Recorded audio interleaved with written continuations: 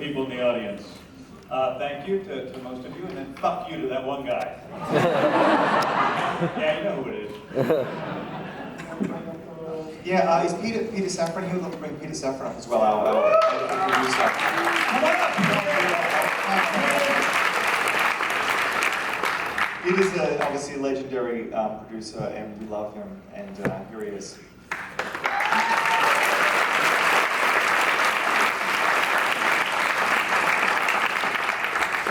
So James, what kind of headspace were you in when you wrote this? I was about to get a divorce, and I was a little pissed off about it. I don't know, it's just good, clean fun.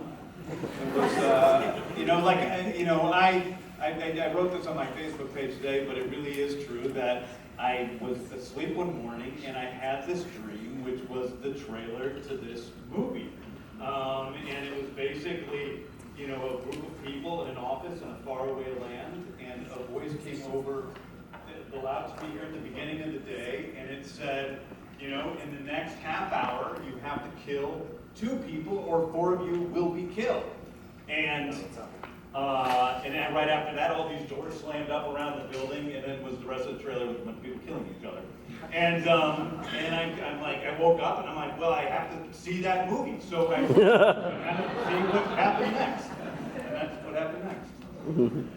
And Greg, I mean, the thing that I really like about it is, it's brutally violent, but you're still towing this really black humor line, and it's like that's just so deftly balanced. Can you talk about the challenges you had with that? That was one of the things I responded to most in the script, that it was a surprising, it's an incredibly surprising film because you just have no idea what's going to happen. But at the same time, it's all anchored in emotion and character, and the character, there's so much comedy, and it's character-based comedy that's in the middle of the film. So I just thought it was a really incredible combination. And when James and I and Peter were first talking, James and I were talking about films like United 93, where it's which is that famous laugh riot. That's famous comedy. The sequel to Airplane. But in terms of tonally, yes, sorry, I apologize.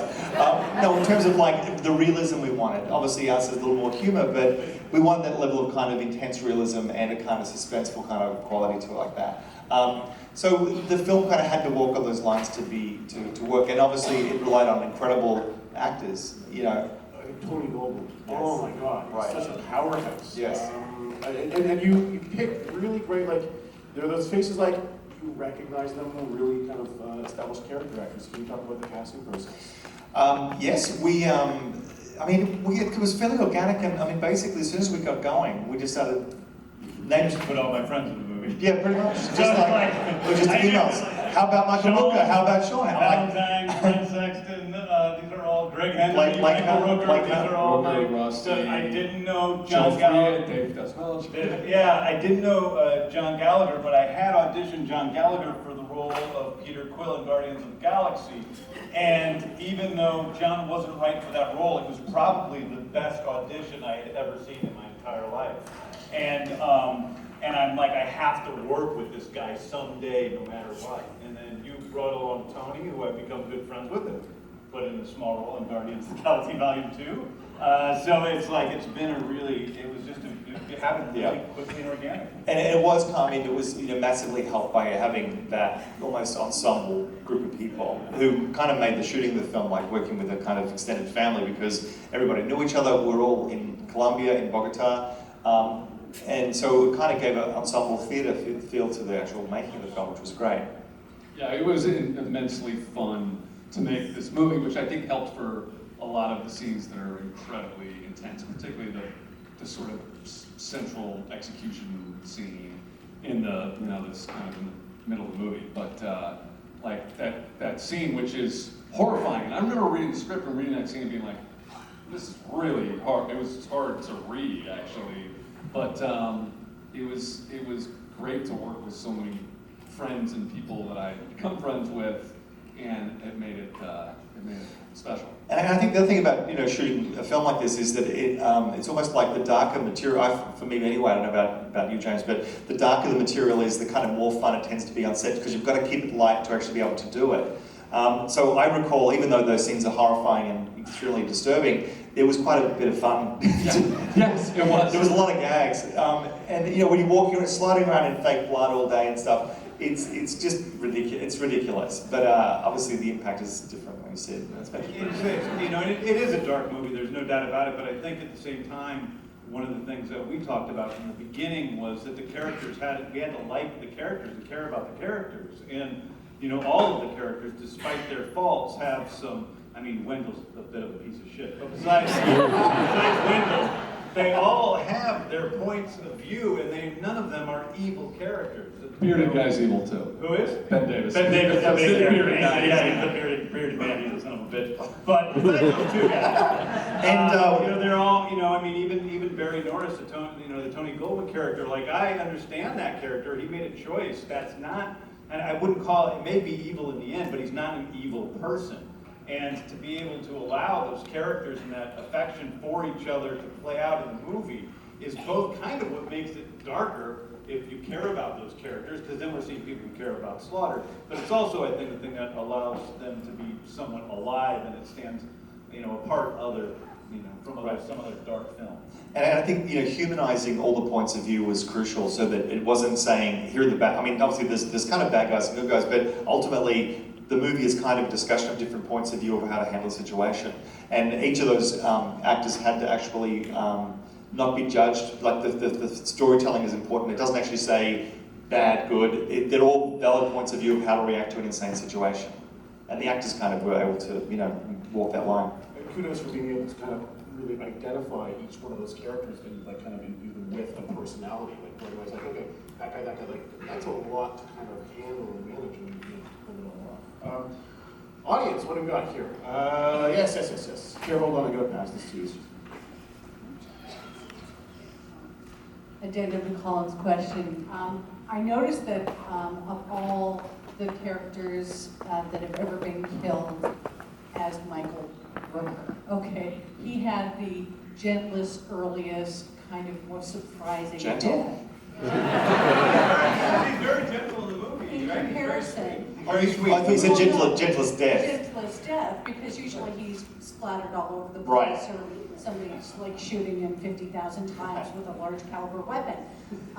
Keep me away from your gentleness, please. What the hell happened kind of death. Right. Is that one of his casting directives, or was it just because you're friends? How did that come about? How did his death come about?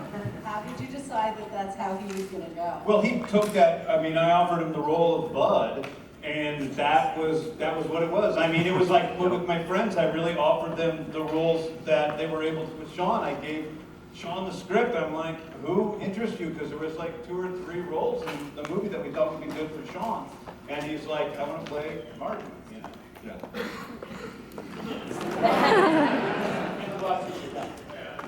Great job, everyone. I love it. Thank you. I love when you all think extra crack stuff. He's going over and find his time. We really see him that card. He's in there. He has a knife, and when Bearded Man is pouring out the knives on the counter, he comes up and says, "Hey, you dickhead, what are you doing?" He takes the bread pin. He's the guy who takes the bread pin as well. The roller as they walk out of the kitchen. Yeah. He takes some, He's actually a lot of the movies. yeah. Yeah. My question for James, when you're writing the script, do you have a set ending in mind, or are there a few alternatives that? The ending. What did you? Was that always the ending you wanted? And what did you? There are a few different versions. There are a few different versions. How long do we have? You're not going to pull a clue, are you? There's a few different. Well, there's a version in which Marty lived. Because Marty's death is not very clear. There's a version in which he came out where Norris kills. There's a version where Norris kills John Gallagher's character, and he comes out, he thinks he's safe, and Marty's still there and uses those bombs to kill him. So there were a bunch of different versions. And anyone in the balcony? Can you ever see over the balcony? No? Yeah. Yeah. Yell it out. Or fight for it. Yeah. Can you kill me? Yes. Okay. Is there a sequel in the pipeline? Is there a sequel in the pipeline? I guess it depends if the movie does well. Yeah, it really depends on whether you guys get your friends to go see it or not. If you do, If you do, yes. If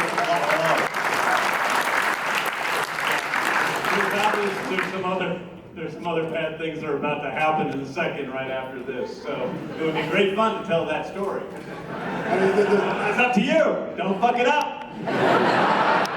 I mean, the great thing, the thing is, when you see films here at the festival, a lot of the time this is like ground zero for these films. And who knows where these are going to go. So you guys are here. This is a very pure thing you're in the middle of. So, we've got on the yellow, yes. Any thoughts about the soundtrack? Any thoughts about the soundtrack? Tell us of the soundtrack. Tyler Bates. James has worked with Tyler Bates on Guardians of the Galaxy, and is one of the great composers that is working today. And he said, "What do you think of Tyler Bates?" And I'm like, "Awesome!" So we luckily had Tyler come on to the movie, which is great because it's. And Tyler also recorded all those songs. All those songs, when you hear California Dreamin', that was Tyler got a band together to record that song in Spanish, or I Will Survive at the beginning of the film. So he did all that. I didn't know that. Now, James, why did you settle on this guy to direct? I think, for me, when Greg came, we talked to a lot of different guys, and then they all said no, and then Greg came along and said yes. How was available? I think it was, really for Greg, it was seeing Wolf Creek, and it was the naturalism in the movie. And I think when, it almost sounded like slight when he was bringing up United 93 earlier, but that's actually Paul Greengrass and his films and the sort of naturalistic acting style of those movies. I didn't want to turn this into, Saw 27 or whatever and have it be a bunch of cartoon characters. I thought it's a really harsh movie. It is a horror thriller, but at the same time, I wanted the people to be real people, and I wanted to imbue them with real personalities, and I wanted to care about those characters, and that's the thing that Greg felt very strongly from the beginning, and that was apparent to both Peter and I from early on.